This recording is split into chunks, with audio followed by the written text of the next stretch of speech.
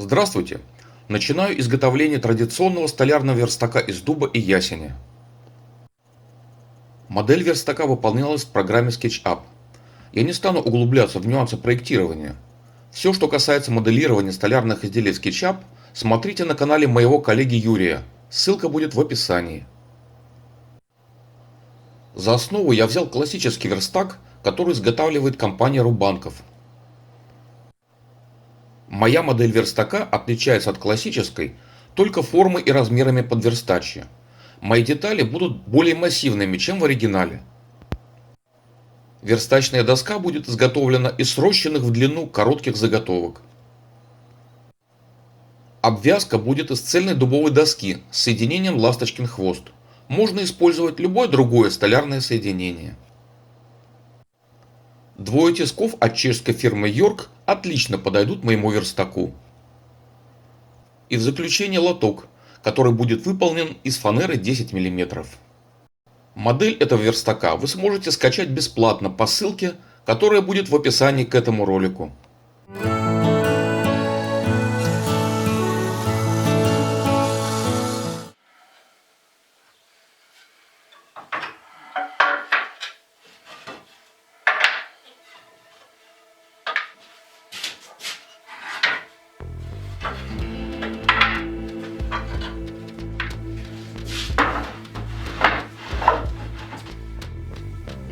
Теперь влажность древесины в полном порядке. Теперь мне нужно решить вопрос, как мне сплотить вот такие вот маленькие обрезки по пласте. Как мне их соединить? Буду думать, наверное, я все-таки попробую в полдерева их соединить, потому что для меня это самый простой и доступный способ. Вот такая вот кучка у меня есть обрезков, дощечек небольших. Это весь дуб. Вот из этого дуба я хочу делать непосредственно уже столешницу для верстака. И помимо этой столешницы еще мне нужно делать подстолье.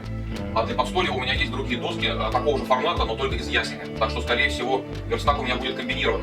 То есть верстачная доска будет из дуба, обвязка будет из дуба, а вот подстолье будет в большей части состоять, скорее всего, из ясеня. Но я думаю, что это не есть проблема, потому что ясень тоже является твердой породой, еще тверже, чем дуб. И к тому же он визуально очень хорошо с дубом сочетается. Чтобы сплотить доски и из коротких нескольких досочек сделать одну длинную, 1,5 метра, которая будет использоваться для склейки верстачной доски, в первую очередь необходимо отторцевать доски правильно, чтобы торцы были абсолютно ровные и чтобы при соединении не оставалось никаких щелей, как в данном случае, потому что те доски, которые у меня есть, они не отторцованы. Видите, щели остаются большие. Но для того, чтобы правильно отторцевать доски, необходимо, чтобы одна из поверхностей, то есть кромка, которая будет прилегать к пору при торцевании, была абсолютно ровной, перпендикулярной пласте.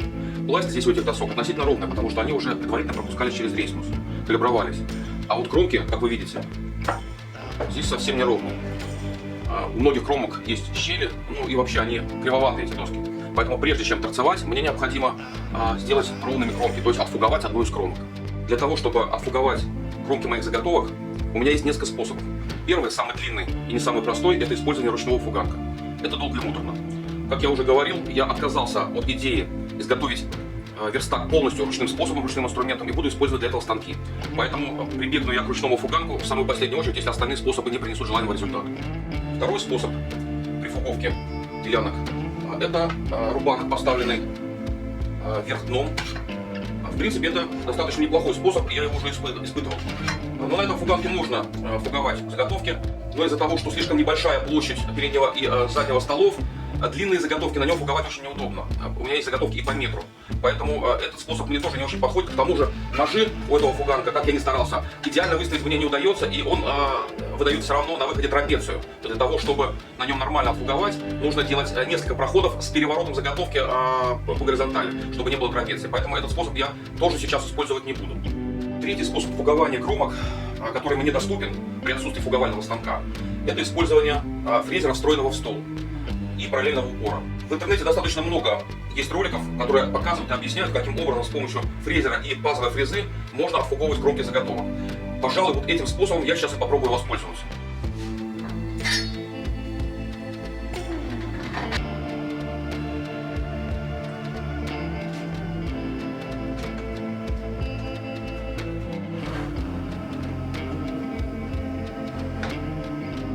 Вот я сейчас настроил свой фрезер, выставил все упоры, щечки, задний принимающий стол выставил плюс 1 мм с помощью металлической линейки.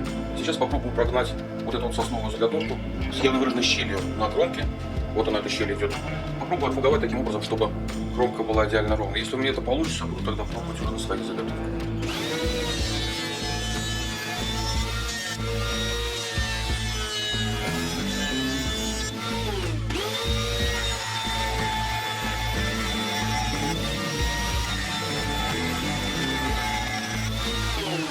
Но что-то у меня не получается с этим способом. Вот я попробовал одну досочку еловую без результата. И вот уже на ясени попробовал, все равно щель остается. Не получается у меня настроить станок таким образом, чтобы отфуговать нормально кромку. Буду пробовать еще, есть еще варианты. Но я нашел причину, по которой у меня ничего не получилось. Как выяснилось, вот этот параллельный упор, который я когда-то изготавливал для фрезерного стола, оказался не очень параллельным. Сейчас попытаюсь, регулируя вот эти вот прижимные винты, здесь у меня конформаты закручены, попробую с помощью прокладок отрегулировать параллельность вот этого параллельного упора, который до сих пор был не параллельным, как выяснилось, то я его не пользовался по большому счету. Если у меня это не получится, тогда я воспользуюсь другим способом. Это фрезерование с помощью обгонной фрезы с нижним подшипником и заготовка, прикрепленная к шаблону. Ну что, отфуговать заготовки с помощью обгонной фрезы, которая у меня есть, это фреза SMT 32 мм с подшипником с нижним, у меня тоже не получится по той простой причине, что фреза не поднимается выше поверхности рабочего стола. Из-за того, что 18 мм у меня стол, фрезер вплотную, ну, сами знаете, как это бывает, да, то есть фреза не поднимается. Хвостовик то же самое, углублен не намного, поднять его выше не могу, потому что хвостовик короткий. В общем, этот способ тоже у меня не прокатил. Ну, кажется, мне не придется махать ручным фуганком, строгать такое огромное количество заготовок. Значит, вспомнил я, что у меня, оказывается, есть еще параллельный упор для пильного диска, и решил я его попробовать. Ну вот, использовал я этот упор, таким же образом его настроил, как и предыдущий. И, о чудо, у меня все получилось. То есть фугование проходит нормально. Ну, не идеально, конечно, но тем не менее работать можно. Так что я думаю, что я с помощью этого параллельного упора и отфугую все заготовочки, которые у меня есть, потихонечку, помаленечку. Ну а если что-то будет кривовато, я ручной рубаночком всегда сумею подправить.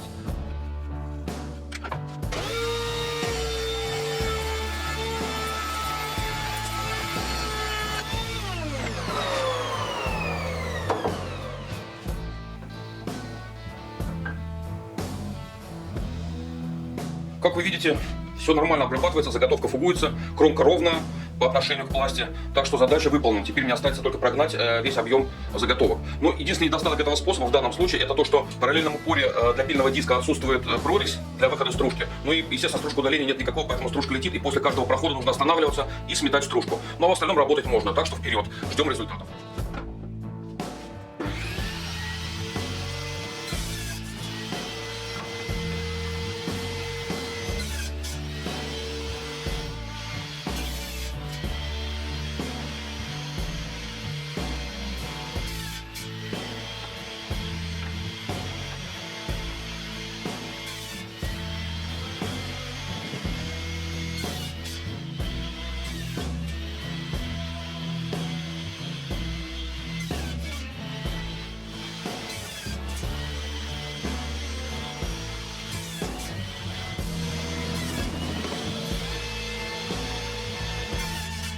Ну вот я отторцевал все имеющиеся у меня заготовки, теперь они имеют угол 90 градусов, и после этого я их буду складывать вот в такие длинные доски, которые будут иметь размер 1,5 метра.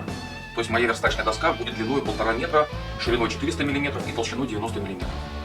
Теперь мне необходимо срастить эти заготовки для того, чтобы можно было склеить их в единую доску. Для сращивания коротких заготовок в длину я купил вот такую вот фрезу. Это называется микрошиповая фреза, и она в своем роде уникальна. Дело в том, что подобные фрезы можно встретить в магазинах только с хвостовиком 12 мм. Вот эта фреза имеет хвостовик 8 мм, и она подходит к моему фрезеру Bosch. Поэтому я смогу совершенно спокойно вставить ее в стол и с помощью нее сделать микрошип на торцах заготовок, соединив их в одну длинную доску. Вот такую вот фрезу я нашел только в одном месте. Она продается на сайте, который принадлежит частной компании, которая производит фрезы вот такого типа микрошиповые. Эта компания находится в Крыму. Она там не одна такая, то есть есть разные и по шагу зуба, и по хвостовику, и в том числе есть и такие традиционные фрезы микрошиповые, дисковые, которые используются довольно-таки часто для подобных задач. Но вот эта фреза мне наиболее подходит, я ее купил, еще не пробовал. Вот буду сейчас испытывать ее, посмотрю, что она собой представляет в работе, и если она мне подойдет, значит я тогда все свои заготовки сращу с ее помощью. Если же не подойдет, то прибегну ко второму способу, это соединение на шканты. Ссылочку на сайт, где я купил эту фрезу, я оставлю в описании к этому ролику.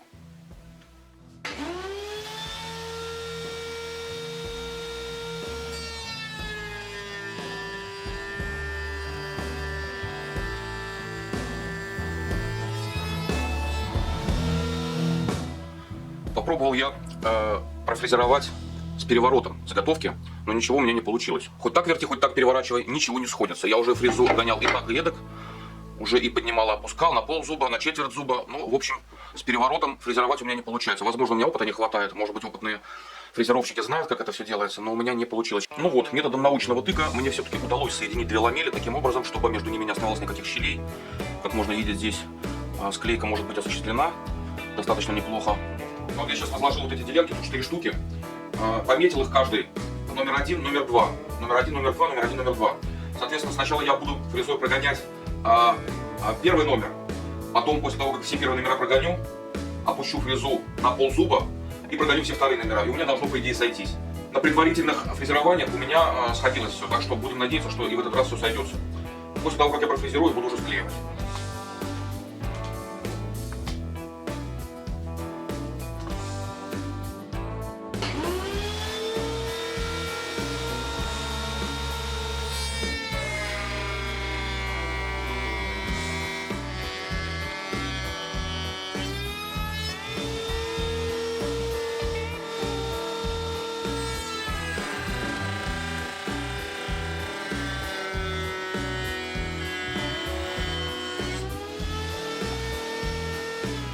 Ну что, все отфрезеровалось нормально.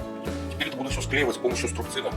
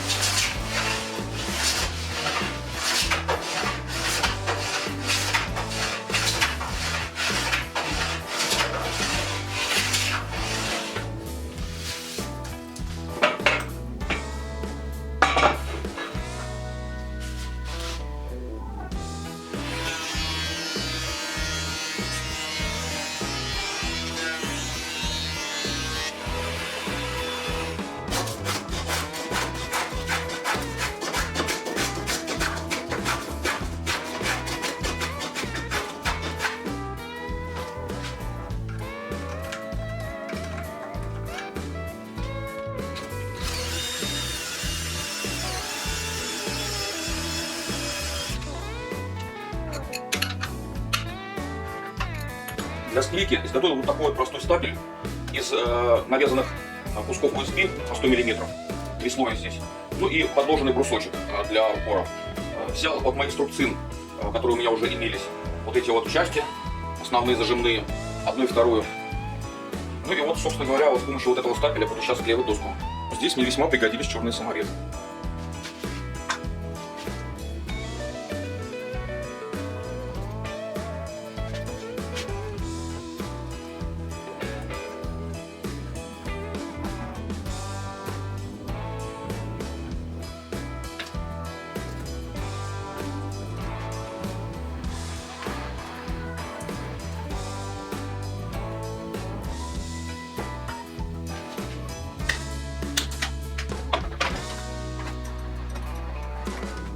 Ну вот такая замечательная досочка у меня получилась. Вот эта доска состоит из 4 ламелей или из 4 частей, которые были склеены между собой посредством микрошиповой фрезы. И теперь мне осталось отфрезеровать все оставшиеся делянки, соединить между собой, склеить в доски, и эти доски потом прогнать через рейсмусовый станок, и уже они будут в дальнейшем склеиваться в щит, который послужит одной из частей моего будущего столярного верстака, а именно верстачной доски. Верстачная доска будет склеена из таких вот досок. Спасибо всем за просмотр, всего доброго и до новых встреч!